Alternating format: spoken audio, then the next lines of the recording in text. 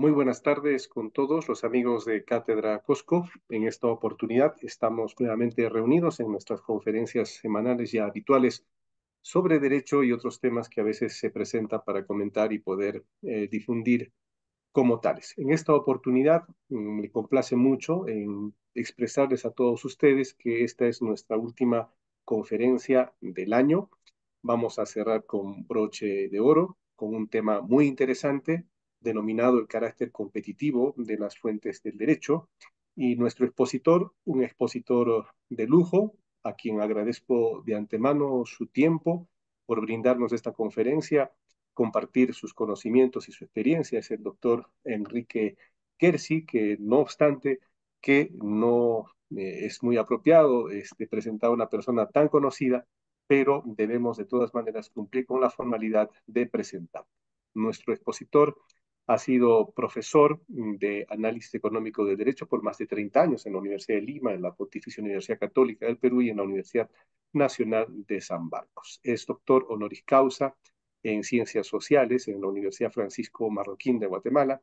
Es académico adjunto del Instituto Cato en Washington, es miembro de la Sociedad Mont Pelerin, es coautor de nada más ni nada menos que un libro muy famoso denominado El Otro Sendero, conjuntamente con Hernando de Soto y Mario Ghibellini. Ha sido diputado de la República del año 90 al año 92, oportunidad en la que el Perú sufrió una interrupción de su vida democrática. Como es de costumbre, les vamos a pedir a nuestros asistentes que por favor mantengan apagados en todo momento los micrófonos para no interrumpir la conferencia y al final de esta, con la bondad siempre del tiempo del doctor Enrique Gersi, vamos a poder formular algunas preguntas, algunas inquietudes o simplemente compartir algún punto de vista con él. Sin más preámbulos, dejo en el uso de la palabra al doctor Enrique Gersi, a quien le doy la más cordial de las bienvenidas. Muchas gracias, muy buenas tardes. Quiero en primer lugar agradecer al doctor Fernando Murillo por esta invitación y a todos ustedes por su presencia. Es para mí un gran honor poderme dirigir a tan distinguido grupo de abogados, de colegas y poder compartir con ustedes algunas reflexiones sobre un tema que desde el punto de vista del análisis económico del derecho, que como bien señalaba el doctor Murillo, ha sido la especialidad en la que he dictado clases por décadas, reviste la máxima importancia. Y diría además que como abogados, como jueces, como fiscales, como operadores del sistema jurídico, es un tema de reflexión que debe merecer mucha atención. En primer lugar, brevemente recordar el concepto, tal vez uno de los conceptos más afortunados en la historia del derecho, las fuentes, el concepto de fuentes del derecho. Quiere la historia que haya sido el gran maestro eh, a- alemán von Savigny, el autor de ese término.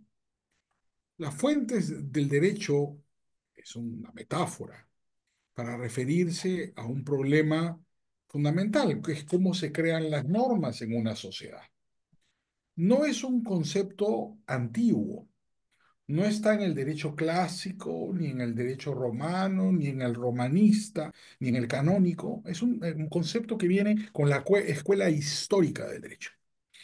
Y fue Carl von Savigny quien lo acuñó. Savigny fue, como sabemos, un maestro afortunado. Suele pasar con algunos profesores que tienen la fortuna de tener discípulos. Savigny contribuyó en muchas cosas muy importantes. Normalmente quienes ejercemos el derecho, por ejemplo, en civil, asociamos a Savigny con las discusiones relativas a la posesión y a la propiedad y cuál es el carácter, la naturaleza jurídica de la posesión, ¿no? La idea saviniana de que la posesión requiere ánimos y corpus ha sido tal vez uno de los debates más intensos en el mundo del derecho civil. Pero no solo Savigny es famoso por eso. Savigny en su tiempo fue también muy famoso porque gracias a su prestigio y a su independencia de criterio, debamos admitir, Savigny logró persuadir a los juristas alemanes, a los príncipes de la época, a los monarcas, a los parlamentos, que no se adoptara un código civil. La gran influencia del código napoleónico, recordemos que el Código se aprueba en 1804, tuvo en Prusia, la patria de Savigny, una barrera infranqueable.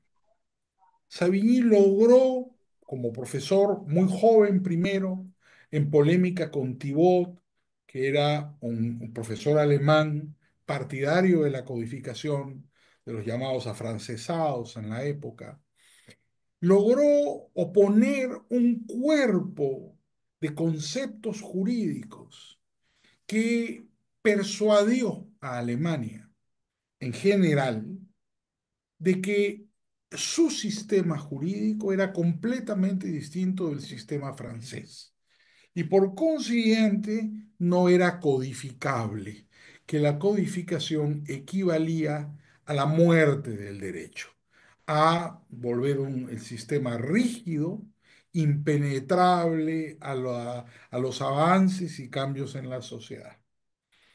Esta crítica al proceso de codificación hizo a Savigny muy famoso desde joven, un célebre libro llamado De la vocación de nuestro tiempo, que Savigny escribe inclusive cuando Thibaut era rector de la Universidad de Heidelberg y él era no más que un joven profesor de derecho que se atrevía a refutar las ideas predominantes en la época de adoptar la codificación napoleónica. Savigny fue miembro de la Escuela Histórica del Derecho. La Escuela Histórica del Derecho surge con Gustave Hugo, poco mayor que Savigny, y tuvo en Savigny su principal representante. Básicamente las ideas de la escuela histórica, que tienen su triunfo jurídico en el hecho de haber impedido, como les contaba, que se adoptara un código napoleónico en Alemania prácticamente todo el siglo XIX. Recordemos, como nota a pie de página, que el BGB alemán es de 1900. Es decir, Savigny logró desde 1804, que se aprueba el Código de Napoleón, ¿no es cierto?, que Alemania no adoptara un código civil. Savigny y sus sucesores y sus discípulos, que fueron muchos y muy importantes, como veremos después. Savigny tenía una idea muy clara, igual que los miembros de la Escuela Histórica del Derecho. Para él, el derecho era un proceso histórico. Hoy día diríamos un proceso evolutivo. Pero en tiempos de Savigny, que era poco menor que Hegel y fue su gran rival como profesor de derecho en la época, no conocí esa palabra. El término evolución es inventado por Herbert Spencer, el famoso filósofo y economista inglés, hacia la mitad del siglo XIX, un poco antes de que Darwin lo popularizara y lo trasladara del mundo de las ciencias sociales, donde Spencer lo había propuesto, hacia el mundo de las ciencias naturales a raíz de su viaje por todo el mundo. Savigny en su época no conoció ese término, entonces no se hablaba de una escuela evolucionista del derecho, sino de una escuela histórica del derecho. Para Hugo, Savigny, los fundadores de la escuela, el derecho era un proceso histórico que se iba formando por una compleja mixtura entre distintas instituciones que iban cambiando con el tiempo, reflejando los cambios sociales. Por eso es que los libros de Savigny son tratados enormes acerca de cómo van cambiando en el tiempo, cómo van evolucionando las instituciones jurídicas. Su célebre libro sobre el derecho romano, Tratado de Derecho Romano de Savigny, no es sino una inmensa, monumental presentación de estos conceptos. Lograr entender el derecho a partir de lo que fue. Era el propósito fundamental de la escuela histórica de Savigny.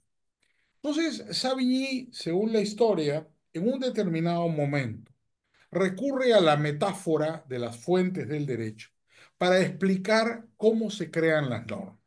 Y utiliza en un discurso ante el Colegio de Abogados de Prusia, probablemente hacia finales de la década de 1840, esa expresión. Dice por primera vez, utiliza el término, las fuentes del derecho, queriendo, y esta idea es propia de la escuela histórica, explicar que el derecho viene de alguna parte, como un río, por eso las fuentes, y va hacia alguna parte, ¿no? Esta idea muy propia de la escuela histórica de que los sistemas jurídicos son procesos históricos que se van transformando.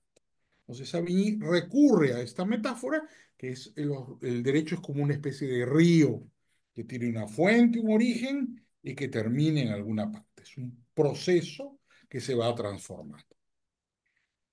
La metáfora de Savigny, las fuentes del derecho, ha sido una de las grandes metáforas en la historia de la ciencia jurídica. Savigny fue sobre todo un profesor y después fue un político, terminó siendo ministro de Jurisprudencia y Leyes, así se llamaba en el Reino de Prusia. Pero Savigny fue básicamente toda su vida un profesor de derecho. Y él utilizó en clase la metáfora esta de las fuentes del derecho con mucha fortuna. Fue una metáfora popular, al punto que se dice hasta hoy que enseñamos el derecho mores saviniano. Me explico. Se sostiene, los estudiosos de la enseñanza del derecho dicen que en el derecho moderno los profesores enseñamos el derecho como Savigny lo enseñaba, es decir, recurriendo a la metáfora de las fuentes. Si recordamos por un minuto todos nosotros nuestras clases de derecho, por ejemplo, recordaremos que nuestros profesores nos han enseñado el derecho de la misma manera, ¿no? ¿Cuál es la primera parte del curso de Derecho Constitucional? Bueno, las fuentes del derecho constitucional. ¿Cuál es la primera parte del curso de Derecho Penal? Bueno, las fuentes del derecho penal, el principio de legalidad, nullum crimen, nulla pena sine lege. Eso es las fuentes del derecho penal. Igual en derecho civil, en comercial, sin duda. La enseñanza del derecho desde finales del XVIII y todo el siglo XIX hasta la llegada de Kelsen, se vio influenciada altamente, inclusive por el propio Kelsen, por esta visión sinóptica que Savigny introdujo en nuestros mundos jurídicos. Al punto que hoy día todos hablamos de fuentes del derecho y sabemos de qué estamos hablando. No obstante, que es una metáfora y siempre las metáforas, como son figuras retóricas, pueden tener múltiples interpretaciones. No le damos al término una interpretación literal. Sabemos que cuando hablamos de las fuentes del derecho nos estamos refiriendo al origen de las normas, al carácter jurígeno, ¿no es cierto? Jurígeno, generador de derecho, que tienen determinadas instituciones sociales. Eso para recordar un concepto que conocemos, ¿no? Y como una pequeña introducción al planteamiento que quiero compartir con ustedes esta tarde. Cuando Savigny propuso la idea de que el derecho tenía fuentes, se originaba en alguna parte, él sostuvo una tesis singular. Para Savigny, la fuente del derecho era el Volksgeist, en alemán, el espíritu del pueblo. Y él dijo que toda norma jurídica reflejaba el espíritu de su sociedad. Y utilizó este término muy de boga en esa época, el Volksgeist. Savigny perteneció, desde un punto de vista estético, al gran movimiento romántico alemán de la época. Es algo que no debemos olvidar. Savigny estuvo casado con una de las hermanas Brentano. La familia Brentano fue inmensamente popular e inmensamente influyente en su época. Uno de los hermanos Brentano fue un poeta muy famoso, Un sobrino fue tal vez el filósofo idealista más importante en la mitad del siglo, la última mitad del siglo XIX. Una hermana Cunigund, estuvo casada con Savigny y la otra hermana estuvo casada con el fundador del movimiento romántico, el poeta Joachim von Armin, célebre poeta alemán de la época. Savigny, además, tuvo entre sus alumnos dos personajes muy importantes, los hermanos Grimm, los famosos hermanos de los cuentos. Yo voy a regresar sobre ellos, que los hermanos Grimm fueron parte, además tenían muy poca diferencia de edad con Savigny, eran alumnos casi contemporáneos suyos que formaron parte precisamente del movimiento romántico alemán y fueron de los principales discípulos de la escuela histórica del derecho. Voy a tratar de explicar después alguna historia que me parece relevante para darnos cuenta de la magnitud de la influencia que tuvo Savigny en su época.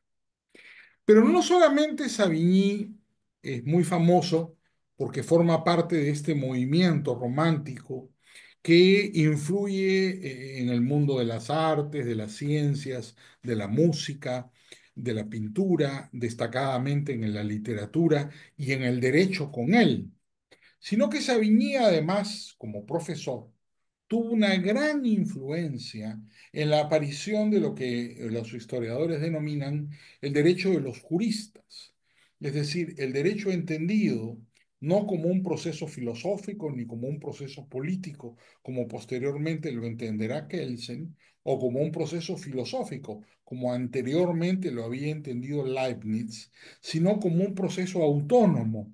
Para Savigny el derecho, al ser un fenómeno histórico, evolutivo, hemos dicho, era una ciencia autónoma que había que estudiar con independencia de la filosofía, de la política y de cualquier otro elemento. Era indispensable para, por ejemplo, entender la posesión en el momento en que Savigny vivió, entender cómo había sido la posesión en el pasado, la posesión de los romanos, la posesión en la Edad Media, la posesión en tiempos modernos, hasta llegar a la época de Savigny.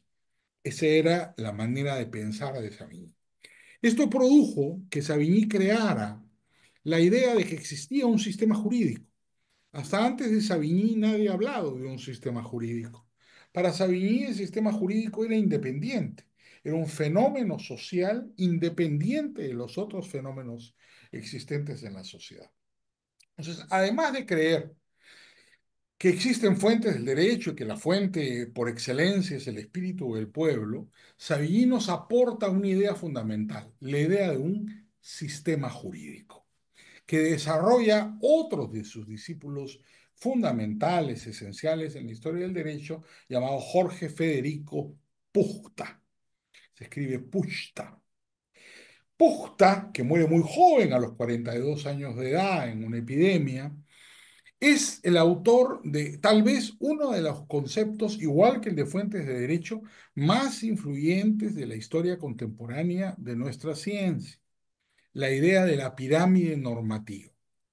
Nosotros por lo general tendemos a atribuirle la pirámide normativa a Kelsen, al punto de que algunos profesores de derecho constitucional en particular hablan de la pirámide kelseniana. Pero esto no es verdad. Si leemos los libros de historia del derecho, a Michel Villey o cualquier libro importante de historia del derecho, veremos que la idea de pirámide normativa es muy anterior a Kelsen, que Kelsen recurre a esta metáfora igual que las fuentes del derecho, la idea de una pirámide, ¿no? Para explicar la existencia de un sistema jurídico. Y es Jorge Federico Puchta, el discípulo predilecto de Savigny, el que introduce esta idea para explicar en clase, así como Savigny, fuertemente influido por el romanticismo, trata de explicar el derecho como un devenir, ¿no es cierto? Puchta introduce en estas ideas de la Escuela Histórica del Derecho un avance adicional. Dice que el sistema jurídico está organizado, no es cualquier cosa. Hay una organización vertical ¿no? Una pirámide que se basa en dos principios. Un principio de no contradicción, la norma de menor jerarquía no puede contradecir a la norma de mayor jerarquía, y un principio de subordinación. La norma de mayor jerarquía predomina sobre la norma de menor jerarquía. Estos dos conceptos los convierte Puchta en lo que posteriormente sus rivales, particularmente Yering, llamará la jurisprudencia de los conceptos, el concept jurisprudence. ¿No es cierto? Que es una variación un desarrollo ulterior de la escuela histórica del derecho. Ahí me detengo en esta síntesis inicial del concepto de las fuentes del derecho porque quisiera hacer a estas alturas el planteamiento que quiero compartir con ustedes. Como hemos visto, Savigny fue un profesor muy influyente. La sola idea de hablar de fuentes del derecho ya lo podría haber hecho ganar un espacio en la historia, pero contribuyó mucho más, como hemos visto. Y el punto central es el siguiente, ¿no? Cuando se habla de fuentes del derecho, del origen de las normas, se parte por suponer que el origen de las normas es variado. En otras palabras, ya para utilizar términos propiamente económicos, se parte por suponer que no hay un monopolio en la creación del derecho, sino que el derecho se crea competitivamente, que hay distintas fuentes en la sociedad que tienen carácter generador de normas, son jurígenas. Savigny hablaba para englobarlas a todas del espíritu del pueblo, pero en el espíritu del pueblo estaban las leyes, las costumbres, la jurisprudencia, que para él era muy importante, mucho más importante que para otros juristas, ¿no es cierto? La jurisprudencia entendida como la opinión de los jurisprudentes, no como las sentencias judiciales, como las entendemos hoy día. Para Savigny y sus seguidores, Pucht en particular, era jurisprudencia la doctrina, el derecho de los juristas, subsidiariamente expresado en sentencias judiciales.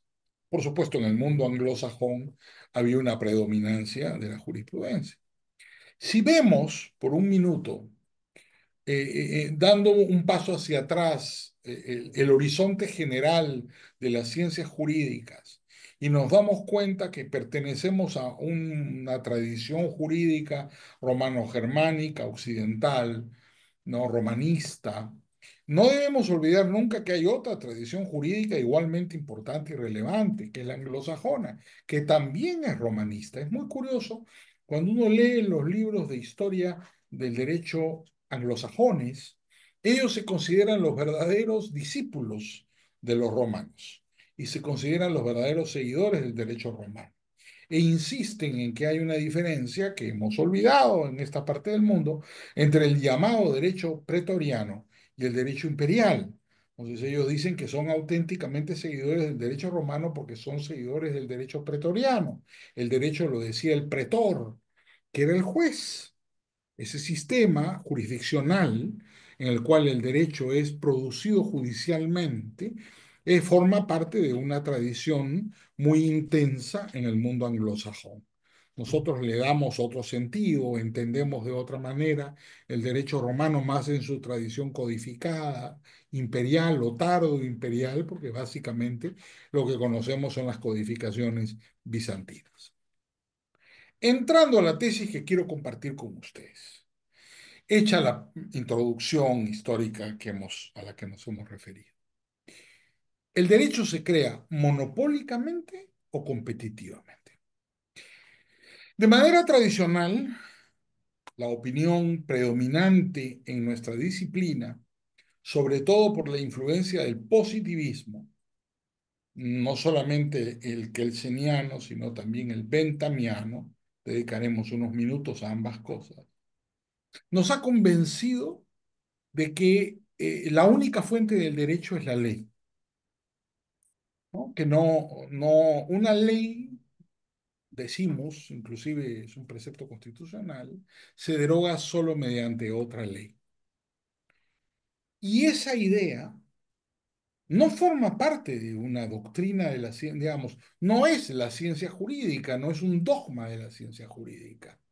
Esa idea forma parte del programa de investigación de una escuela en particular, rival de la Escuela Histórica del Derecho y de la Jurisprudencia de Conceptos, que se conoce con el nombre del positivismo jurídico. Hemos vivido hasta hoy la predominancia del positivismo jurídico. Y el positivismo jurídico supone que el derecho se crea monopólicamente, que hay una fuente del derecho principal, la ley, y que las demás son fuentes del derecho en la medida en que la ley lo permita, lo autorice o no contradiga. Si hay una contradicción entre cualquier otra fuente del derecho y la ley, predomina la ley. Esta idea, ampliamente difundida en el mundo romano-germánico y particularmente en América Latina, no es moderna. Como les decía, generalmente la asociamos con Kelsen, pero en realidad es más antigua, casi un siglo antes de Kelsen. Jeremy Bentham, el gran jurista utilitarista inglés, es el autor de este concepto. Bentham fue un hombre muy influyente, creador de toda una escuela económica, una escuela en las ciencias sociales llamada el positivismo, según la cual era necesario formalizar el conocimiento matemáticamente, lógicamente, para que fuera conocimiento válido. Entonces, la influencia de Bentham en su época fue enorme, ¿ah? Y Bentham no fue solamente un filósofo, un economista, sino Bentham también fue un hombre práctico. Bentham hizo muchas cosas en su vida. Lo principal que hizo es ser profesor de derecho. Y muchas veces nosotros en América Latina no lo sabemos, porque no hemos sido educados en la tradición benthamiana. Para Bentham, la única fuente del derecho era la ley. Lo que pasó con Bentham es que, como iba totalmente en contra de la tradición anglosajona, su influencia como profesor de derecho no fue en el mundo anglosajón, fue en América Latina. ¿Quiénes fueron discípulos de Bentham? ¿Quiénes estudiaron con Bentham? Grandes personajes del derecho latinoamericano. El principal que todos nosotros conocemos, Andrés Bello. Andrés Bello, el gran jurista y prócer de la independencia latinoamericana, maestro de Bolívar, venezolano, estudia en Londres, es alumno directo de Jeremy Bentham, de donde aprende estas ideas. Solo la ley es fuente del derecho, una ley se deroga solo mediante otra ley, es la esencia del positivismo jurídico, ¿no es cierto? Antes del positivismo, por si acaso, existía el desuetudo, la derogatoria consuetudinaria de las leyes, que está admitida inclusive en el derecho canónico, ¿no? Pero que no existe en el mundo jurídico contemporáneo nuestro. La idea de que una ley se deroga por desuso, el desuetudo, no está admitida como una fuente del derecho contemporáneamente. Pero antes de Bentham sí. Pasa que Bentham tuvo mucha influencia en América Latina porque fue el profesor de algunos de los grandes juristas latinoamericanos que formaron parte del proceso independentista. El primero Bello, ustedes saben, maestro de Bolívar, y a eso le dio una suficiente influencia, pero además autor del Código Civil chileno, el Código Bello. El Código Bello ha sido uno de los códigos más importantes de la historia del derecho en el mundo, porque estuvo vigente en media docena de países de América Latina, inclusive hasta hoy en Honduras. El Código Bello sigue vigente en Chile con modificaciones. El Código Bello ha estado vigente por más de 100 años en Ecuador, Colombia, Venezuela. En Centroamérica, curiosamente con la excepción de Costa Rica, que adopta como código un anteproyecto del año 48 peruano. El resto de los países de América Latina, la mayoría con excepción de México, que tiene su propia tradición jurídica, adopta el Código Bello. Y con Bello las ideas de Bentham, el positivismo jurídico. Solo hay una fuente del derecho, el derecho se crea monopólicamente. Por si fuera poco, un gran jurista boliviano, Casimiro Lañeta, autor del Código Civil de Santa Cruz, denominado Santa Cruz por el presidente Andrés de Santa Cruz, fue redactado por Casimiro Lañeta, fue también alumno personal de Bentham, e inclusive fue un poco más allá de Andrés Bello, porque Casimiro Lañeta, y esto está registrado, se conservan los textos, le manda con una carta, imagínense la época, estamos hablando del siglo XIX, desde Bolivia, le manda a su profesora Bentham el proyecto de Código Civil boliviano, y Bentham se lo devuelve con correcciones que se conservan. De manera que se conoce en la historia del derecho civil boliviano perfectamente lo que Bentham le dijo a Olañeta que cambiara. Entonces, la influencia de Bentham en América Latina fue enorme como legislador.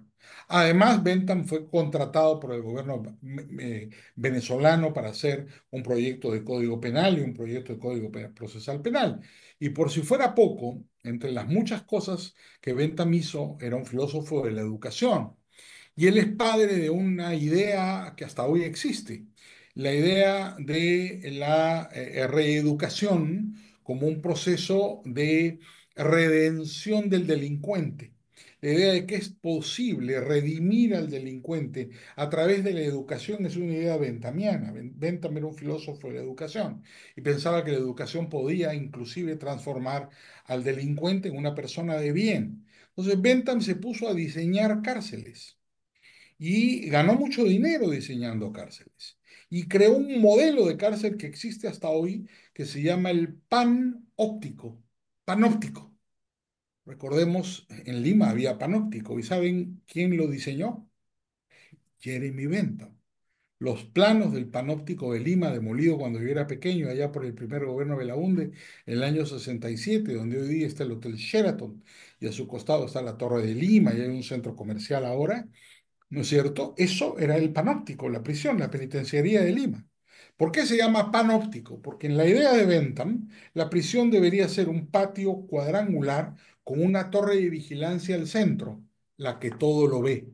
Panóptico. Se vigilaba desde el centro y había túneles que comunicaban a la torre de vigilancia con el exterior y con los cuarteles de la policía encargada de la vigilancia de las cárceles. Era la idea benthamiana digamos, redención del criminal a través de la educación. La influencia de Bentham fue por eso muy grande en América Latina. Ahora, la pregunta que nos tenemos que hacer es la siguiente. ¿El derecho se crea monopólicamente? Bueno, eso creen los positivistas jurídicos. Lo que yo quiero plantear y compartir con ustedes es la idea contraria, que el derecho no se crea monopólicamente, sino se crea competitivamente, que en la sociedad no hay una fuente del derecho, sino que hay muchas fuentes del derecho, que el derecho se produce por una competencia entre distintos proveedores de normatividad que son utilizados por las personas que recurren a ellos en distintas circunstancias.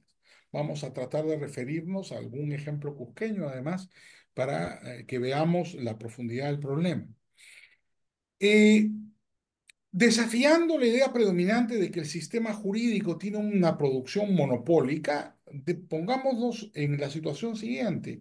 En el Perú tenemos un hecho económico, social, socioeconómico de la máxima importancia. En el Perú no es homogénea la aplicación de las normas porque tenemos una enorme economía informal que algunos calculan en un 80%. ¿Eso qué significa en términos jurídicos, no en términos económicos? Que 8 de cada 10 personas no cumplen las leyes.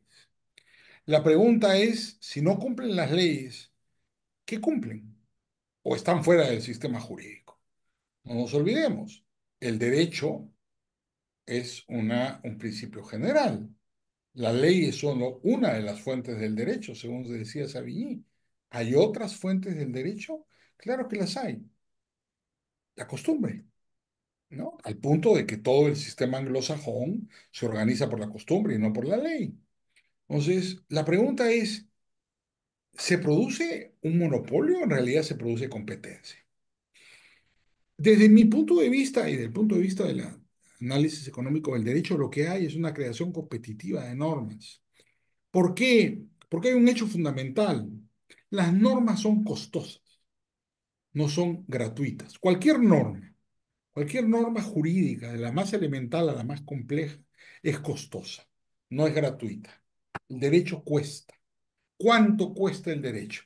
Bueno, el derecho cuesta el tiempo y la información necesarios para cumplir con él. Entonces, en el caso particular de una ley, que es una fuente del derecho, puede ocurrir que el costo de cumplir la ley exceda al beneficio de cumplir la ley. Pero ¿quién decide eso? El ciudadano. Si el ciudadano cree, recordemos que el costo y el beneficio son conceptos subjetivos, no son conceptos objetivos, ¿no? Cumplir con la misma ley no le cuesta lo mismo a dos personas iguales. Ustedes me podrán decir, ¿y cómo es eso posible? Bueno, porque el costo es lo que yo sacrifico para algo. Concepto económico fundamental. ¿Cuál es el costo de, por ejemplo, una bebida gaseosa, una Inca Kola? ¿Lo que me cobran por la Inca Kola o la chicha que dejé de tomar por tomar la Inca Kola? Los economistas sostienen que el costo de algo es la alternativa que sacrifico para hacer algo. Por eso se habla del costo de oportunidad. Por ejemplo, esta clase, nadie les ha cobrado por esta conferencia, pero esta clase es gratuita, no, es costosa. ¿Por qué? ¿Cuál es el costo de esta clase? Lo que ustedes podrían estar haciendo en lugar de estarme escuchando. Podrían estar viendo un partido de fútbol, viendo el noticiero, participando de otra conferencia, paseando por la calle, qué sé yo, tomando lonche, pero ustedes han preferido estar con nosotros. Eso significa que han hecho un análisis de costo y beneficio y han creído subjetivamente, porque son apreciaciones subjetivas, que los beneficia más compartir con nosotros estos minutos que estar en cualquier otro lugar. Bueno, pasa lo mismo con el consumo de las leyes. El consumo de las leyes es cuando las leyes se obedecen. Una ley se obedece, ¿no es cierto?, cuando la persona, el ciudadano que debe cumplir con la ley, considera que se va a beneficiar más de lo que le va a costar cumplir con la ley. Y se desobedece en la situación inversa, cuando el ciudadano cree que le va a costar más de lo que lo va a beneficiar. Entonces, en realidad los informales, como normalmente los llamamos, son unos ciudadanos que han llegado a una conclusión racional, que obedecer las leyes es muy costoso para ellos. Entonces, ¿qué sucede? ¿La gente se sale del sistema jurídico?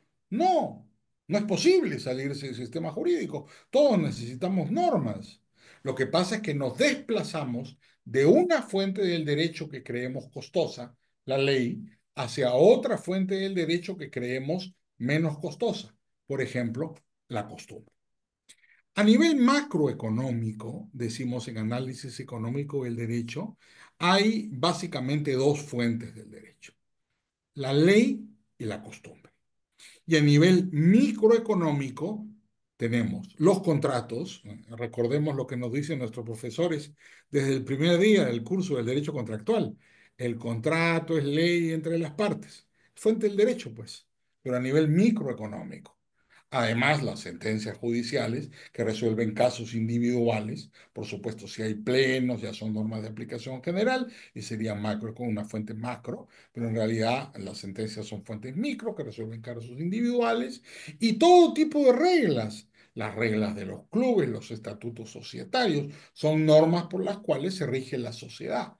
Entonces, de manera genérica, visto de manera agregada, cuando nos encontramos frente a un problema de una economía informal tan grande como la peruana, la conclusión que podemos hacer desde el punto de vista del análisis económico del derecho es una sola, que la ley es muy costosa para el ingreso de la población, por supuesto, no, no es homogéneo, ¿no? No a todo el mundo le cuesta lo mismo cumplir con la ley, ¿ya? Y esto es una cosa que sí me gustaría no dejar de mencionar, pese a que se nos viene acabando el tiempo, porque es fascinante desde el punto de vista de la teoría económica. Si convenimos, si estamos de acuerdo en que toda norma jurídica es costosa, las costumbres también cuestan, ¿no es cierto? Y si una costumbre es muy costosa, la gente se desplaza de la costumbre a la ley. Hay un desplazamiento permanente de las personas, ellos deciden qué normas van a obedecer. en función de los costos y beneficios relativos que las personas tienen de las normas que son producidas. ¿No? Lo interesante de esto es que una ley no le cuesta lo mismo a dos personas iguales, como ya dijimos, porque cada uno sacrifica algo diferente por cumplir con la ley, como cada uno sacrifica algo diferente por cualquier cosa. Todo es costoso, nada es gratuito. La pregunta es, ¿a quién le cuesta más cumplir con una ley? ¿Al pobre o al rico? La respuesta es tremenda, ¿ah? Por lo menos desde el punto de vista del análisis económico del derecho. Le cuesta más cumplir con la ley al pobre, porque sacrifica más que el rico. El ejemplo tradicional de las clases que ponemos en clase, ¿no? Supongamos que hay una multa de 10 soles y dos personas, una que gana 1.000 y otra que gana 100. ¿A quién le cuesta más la multa? ¿Al que gana 1.000 o al que gana 100? Le cuesta más al que gana 100. Entonces decimos en análisis económico del derecho que el costo de la legalidad es inversamente proporcional al ingreso de la población. Y esto nos lleva a algunas conclusiones, podemos ir ya pasando a eso, muy dramáticas. Porque si el sistema jurídico no se crea monopólicamente, sino competitivamente, si el sistema jurídico no es estático, sino dinámico, de los ciudadanos pasan de una fuente del derecho hacia otra en función de los costos y beneficios que prevén, presumen estas normas van a tener, estamos frente a una entidad viva. El derecho, no solo la ley, está vivo y nos desplazamos de una fuente a otra fuente permanentemente en nuestra vida. El caso que yo quería mencionar, porque lo hemos conversado alguna vez en clase, yo he dado algunas conferencias también en la Universidad San Antonio de Abad, en Cusco, en el Paraninfo, no, el caso del chariarje o algunas costumbres tradicionales en el Cusco, ¿no? Que claramente es una pelea ritual, lo conocemos, de gran violencia, donde inclusive hay muertos. La pregunta es, ¿esa institución es un delito? Bueno, la respuesta positivista es que sí, son las que mueren apedradas en un combate ritual, pero la respuesta desde el punto de vista de la teoría económica es mucho más ambigua. Es una respuesta que se basa en la apreciación de las conductas sociales. Y si es una costumbre, las costumbres también son fuentes del derecho. Claro, si me disgusta una costumbre y en una comunidad se practica una costumbre que yo no comparto, el costo de sustraerme de la costumbre es muy alto porque la costumbre tiene por característica tener una mayor vigencia social que la ley. Como la costumbre es una fuente del derecho voluntaria, la raigambre de la costumbre en la sociedad es mucho más fuerte que las leyes. O sea, muchas veces para no cumplir una costumbre, me tengo que ir de la comunidad en la que vivo. Incumplir una ley es más sencillo, simplemente no la obedezco. Como hay mucha gente que no lo obedece, estoy en el anonimato de las personas que no cumplen con ella. Pero incumplir una costumbre es a veces mucho más complicado, mucho más costoso. Todo esto entra en evaluación en el momento en el cual los ciudadanos deciden si van a utilizar las leyes o van a utilizar las costumbres o los contratos o las sentencias judiciales como fuentes del derecho. La idea que quiero compartir con ustedes es la siguiente. El derecho no es un sistema rígido, no es una pirámide como quería Puchta y popularizó Kelsen. En realidad el derecho es, como sostenía Savigny, el espíritu del pueblo. Es un sistema evolutivo que cambia, se transforma, en el cual los ciudadanos deciden qué normas van a utilizar en función de los costos y beneficios que cada una de esas normas tiene. Eso produce que el derecho sea consecuencia de una competencia entre fuentes del derecho. El derecho se crea competitivamente, no se crea monopólicamente. En toda sociedad, independientemente de la voluntad de los legisladores, hay siempre distintos proveedores de normas. Hasta las familias son proveedores de normas. Recordamos al propio Engels, ¿no es cierto?, en su tratado sobre la familia. Claramente la familia es un proveedor de normas en la sociedad. No, no solo el Estado, las comunidades, la familia, los individuos a través de los contratos, las costumbres que se van creando por los usos reiterados a lo largo del tiempo, ¿no? Decía el profesor Dante Cracoña, argentino, en su el célebre libro sobre las fuentes del derecho, que para que un uso se convierta en costumbre se requieren dos requisitos. La inveterada consuetudo, que es el primero, de carácter objetivo, y la opinio necessitatis, que es el segundo, de carácter subjetivo. La inveterada consuetudo significa que el uso tiene que ser prolongado en el tiempo para que se convierta en costumbre. ¿Cuán prolongado? Cracoña decía una generación. Bueno, si le hemos de creer a Ortega y Gasset, una generación son 25 años. Digamos, convencionalmente en 25 años podría haber una costumbre, posiblemente. Yo creo que en tiempos modernos, dada la intensidad de la tecnología, la aparición de las redes y este mundo casi instantáneo en el que vivimos, posiblemente las costumbres se generen en mucho menos tiempo, pero se requiere un uso reiterado en el tiempo. Pero además, decía Cracoña, se requiere para que un uso sea costumbre la opinio necessitatis, es decir, que la sociedad que respeta la costumbre reconozca el carácter vinculante de la misma. Esta energía subjetiva es muy importante porque el carácter vinculante de las costumbres es voluntario.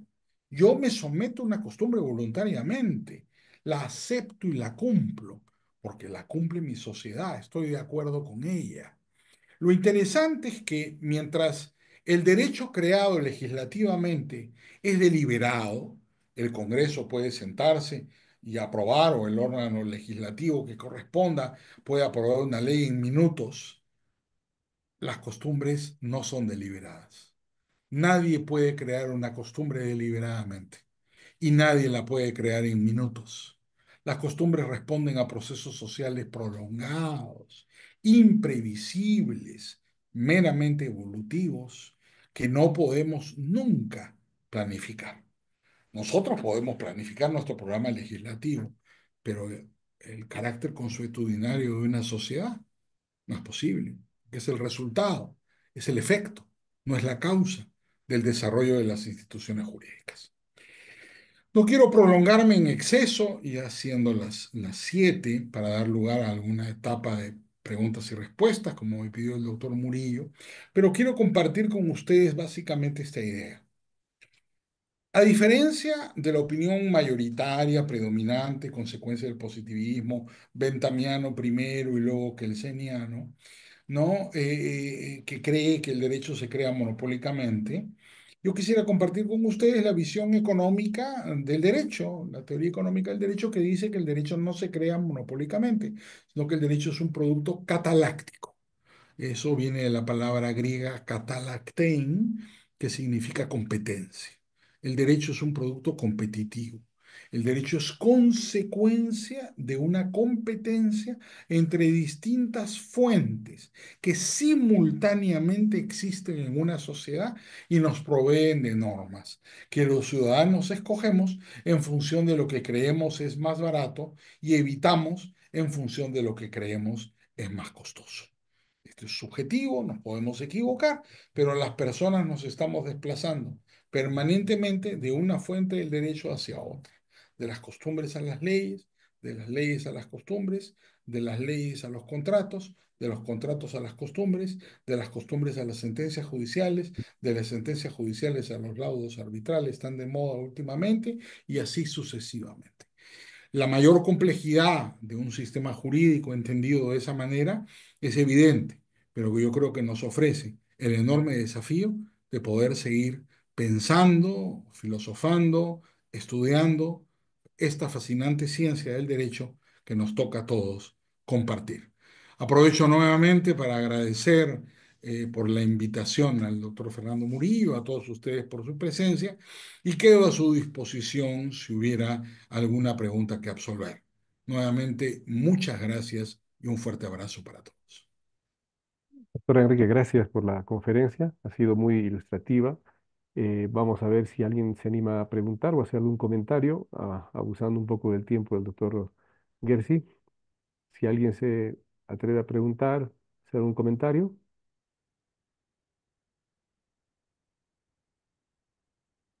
Doctor Gersi, yo quiero un poco tengo una inquietud. En el Perú, nuestro sistema jurídico ha sido impuesto sobre una sociedad que existía antes de los españoles, ¿no? Gran parte de esta falta de costumbre, no voy a emplear otra palabra, esta falta de la intención de cumplir las normas establecidas normalmente por el Parlamento, estas leyes, provienen de ese espíritu de haber sido un pueblo básicamente guiado por costumbres. Bueno, es una pregunta fascinante, doctor. Porque claro, se ha discutido mucho sobre esto, inclusive hay el libro, yo les recomiendo, un libro de un historiador chileno del derecho, Bernardino Bravo Lira, se llama él, muy interesante, se llama Derecho Común y Derecho Propio. Es un estudio de lo que los historiadores del derecho llaman el derecho indiano. ¿No? Es muy interesante porque el derecho indiano, el derecho en América Española, no era como el derecho en España. Además, España, ustedes saben, hasta hoy se discute qué es España, ¿no? Ustedes saben que la América Española en realidad era un reino de Castilla. Nosotros hubiéramos un reino de Castilla autónomo, un virrey que respondía directamente al Consejo de Indias y al rey, ¿no? Pero era un representante directo de su majestad. Y esto empieza desde la rebelión de Gonzalo Pizarro con las leyes nuevas, ¿no? La idea de que la ley se acata pero no se cumple, ¿no? Es una tradición hispánica, ¿no? Hay que acatar lo que dice el rey, pero no se cumple pues porque no se puede, ¿no? Con Vaca de Castro primero, que viene en las guerras civiles entre los conquistadores y posteriormente con el pacificador Lagasca, y ya sabemos cómo termina la rebelión de Gonzalo Pizarro. Al final se instaura esta idea de que están las leyes nuevas, pero bueno, todo el mundo las respeta, pero no las cumple, ya, y nadie dice nada. Esta institución, esta idea, este concepto, yo creo que ha tenido mucha influencia en nuestra cultura jurídica, ¿ah? Y que además se ha visto reforzada por cierta tradición católica. Recordemos una cosa muy importante.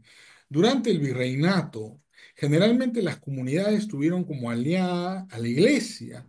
Y hay muchos, Fernando de Traseñí ha escrito de esto, hay muchos juicios que eran llevados por procuradores en España, contratados por órdenes religiosas, donde distintas comunidades demandaban a los españoles después de los conquistadores, a encomenderos o hacendados o a distintas personalidades inclusive y autoridades, y en muchos casos ganaron estos juicios, donde la iglesia fue un mediador entre el pueblo y el rey, y siempre se apeló a la autoridad del rey contra el mal gobierno. Esta idea de que no es la ley lo que debe gobernar, sino el derecho que está por encima de la ley, yo creo que está muy arraigada en la cultura jurídica, yo diré latinoamericana, ¿eh? Esto es, o hispanoamericana, desde México hasta Tierra del Fuego. Esta idea está profundamente arraigada y yo creo que forma parte de esta legitimidad social que encontramos en la informalidad. Porque claro, nosotros como hombres de leyes sabemos pues que hay leyes que son muy importantes en una sociedad, pero la informalidad en el Perú ya abarca todo tipo de actividades. Veamos la gran polémica que hay en estos momentos respecto de la minería informal, que algunos dicen que no, que es la minería artesanal, y se enfrenta con discusiones de la gran minería. Entonces, es súper interesante este punto, y yo creo que sí, que merece una investigación más profunda el hecho de que existe esta cultura hispanoamericana en general de que la ley puede ser prescindible en determinadas circunstancias. Recordemos la influencia del pensamiento católico en un punto, ¿ah?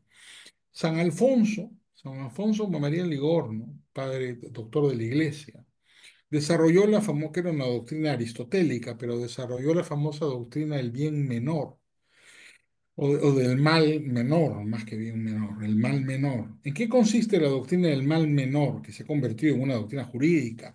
La doctrina del mal menor sostiene, según San Alfonso, que yo no cometo pecado, aunque peque, si es para evitar un mal mayor. Es decir, si hago el mal menor para evitar un mal mayor, no he pecado, soy absuelto. Bueno, esta idea, ¿no? De que uno puede evitar un mal mayor incumpliendo la ley, está profundamente difundida en la cultura política, no diré solo nacional, iberoamericana, panamericana. Esto está por todo el continente. Hay esta idea de que, bueno, si es para evitar un mal mayor, no cumplimos las leyes, pues no pasa nada. Eso es culturalmente muy interesante y muy relevante. Estoy de acuerdo. Gracias, Si doctor tienen otra Enrique. pregunta, con todo gusto. Sí, ¿alguien que desee preguntar? Doctor Fernando, si me permite. Hola, Luis Manuel. Doctor Enrique Luis Manuel es juez superior en Lima. Qué gusto. Antes trabajaba en nuestra corte, pero las locas ilusiones lo sacaron de su pueblo. Qué gusto, Gracias, doctor. doctor. El gusto es mío. Felicidades, doctor Enrique. Muchas gracias por su exposición. Eh, yo me preguntaba, y bueno, siempre me he preguntado, en el tema de la pirámide kelsiana que usted, bueno, ha tenido la gentileza digamos, de actualizar este tema, pero yo siempre hablaba de la pirámide kelsiana. Para mí era, digamos, la fuente principal en donde yo podía analizar cuáles eran el rango de las leyes, de la jurisprudencia, etcétera, etcétera. Inclusive de los contratos, como usted refería. Eh, Siempre me pregunté, estos plenos jurisdiccionales que celebramos los jueces distritales, nacionales, laborales, estos acuerdos plenarios, en realidad no serían fuentes del derecho, creo yo, dentro de lo que usted ha conversado. En todo caso, a través del análisis económico del derecho, ¿qué importancia tendríamos que dar nosotros a estos plenos, reitero, jurisdiccionales, nacionales, distritales, lo que fuese, que hoy incluso por una disposición legal ya son de obligatorio cumplimiento para todos nosotros que tenemos la obligación de impartir justicia? Te agradecería su respuesta, doctor. Con todo gusto, eso es un tema interesantísimo. La unificación de los criterios jurisprudenciales es un elemento fundamental en el desarrollo y madurez de todos los sistemas jurídicos. Y creo que es realmente un punto en el cual se puede innovar muchísimo. Los plenos son, yo creo, van a irse convirtiendo cada vez más en una forma de legislación.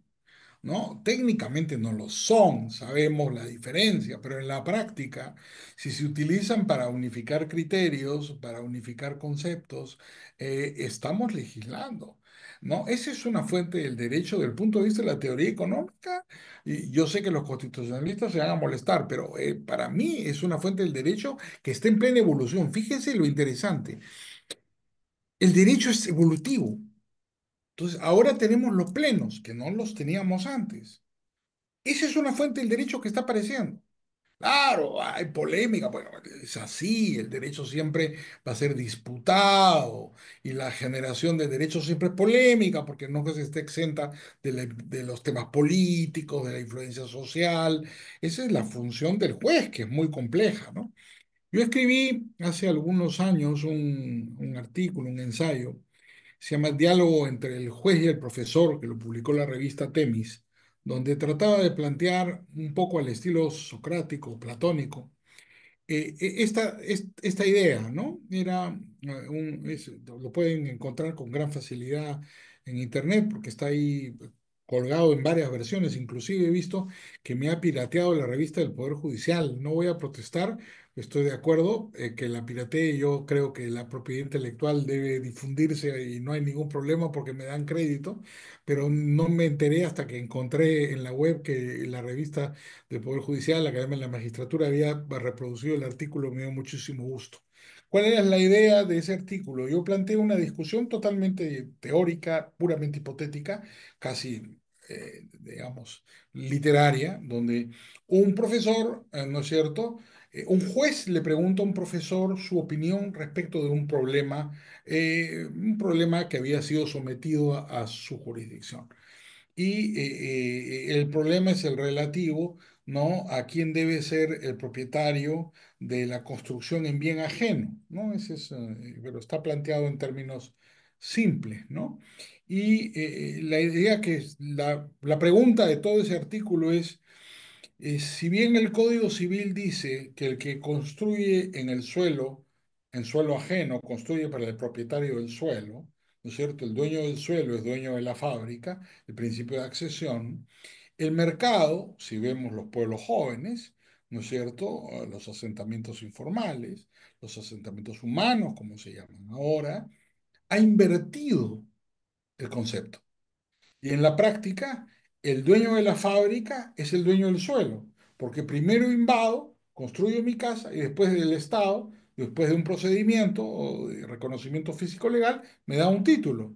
La pregunta es, ¿qué rige? ¿El Código Civil que dice que el dueño del suelo es dueño de la fábrica o la costumbre informal que dice que el dueño de la fábrica, el que invade y construye, se termina siendo dueño del suelo? Entonces, claro, en tono de explicación de profesor, yo planteo esta pregunta, que es una pregunta complicada de responder, yo lo admito, porque claro, frente a un tribunal de justicia, yo conozco muchos de ustedes, además son distinguidos señores jueces o fiscales, siempre el juez es severo y el fiscal tienen que ser severos, pues es parte del trabajo, pero también la parte social es incontrastable. La sociedad ha reconocido la propiedad informal desde hace 60 o 70 años que se titula. Pues, ¿qué pasó con el Código Civil? Bueno, se ha producido una inversión, ¿no es cierto?, el principio de accesión, ¿no? Que es una inversión consuetudinaria. Entonces, sí hay desuetudo en el Perú y sí se puede modificar una norma por una costumbre. Pero claro, esto no está reconocido en la Constitución ni en ninguna ley, pero es una observación sociológica que yo creo que nadie mejor que los jueces para llevarla a cabo. Yo tuve una experiencia muy interesante. Estuvo casado con una prima hermana de mi papá, el general López Albújar, que lamentablemente fue asesinado por el MRTA, pero él era hijo del famoso escritor López Albújar. Y recuerdo a mi tío, al esposo de la prima de mi padre, el primo político de mi padre, que siempre contaba las historias de su padre, que había sido juez instructor. Y eran unas historias fascinantes de cómo Enrique López Albújar se había inspirado para toda su literatura en sus casos como juez. Las historias del despenador, las historias fantásticas que él había visto cuando era juez en aquellas épocas, ¿no es cierto?, a principios del siglo pasado, y que había convertido en una fuente de su inspiración literaria. Yo creo igual que esas historias existentes en la sociedad deben servirnos como fuentes de inspiración para mejorar nuestro sistema jurídico. Y por supuesto, los plenos, aunque digan lo que quieran, los plenos son una fuente del derecho y yo creo que van a ir incrementando su influencia de una manera inequívoca en nuestro sistema jurídico. Gracias, doctor. Gracias, doctor. Bien, creo que ya Amables. damos por finalizada nuestra conferencia. Doctor Enrique, gracias por su tiempo, gracias por su generosidad, por sus conocimientos. Le quedamos muy agradecidos. Es usted ya miembro de Cátedra Cosco. El destino ha querido que cierre con broche de oro nuestro ciclo de conferencias 2024 y estamos seguros que en una próxima oportunidad, siempre abusando de su confianza, le podamos robar conocimiento. Lo dejo con el uso de la Encantado, palabra. Lo dejo con el uso de encantado. la palabra, doctor, para que se despida de nosotros. Gracias, doctor Murillo. Encantado. Cuenten conmigo cuando quieran. Yo soy parte de la Cátedra Cusco. Por favor, particípenme, aunque no esté expositor en el momento que pueda. Estaré encantado de estar con ustedes y siempre que cuentan conmigo para lo que sea necesario. Ojalá pueda irlos a ver pronto a Cusco. Yo bajo a Cusco con alguna frecuencia por obligaciones profesionales, así que será una gran oportunidad además para poder conocernos personalmente y estoy a disposición de todos ustedes cuando quieran, en cualquier momento, conversar o algún intercambio de opiniones. Muchas gracias nuevamente por esta invitación que me honra y vaya para todos ustedes un gran abrazo y una feliz Navidad, un próspero año nuevo para todos en estas fiestas que se avecinan. Nuevamente, muchas gracias. Gracias, doctor. Lo propio para usted. Gracias. Muy amable.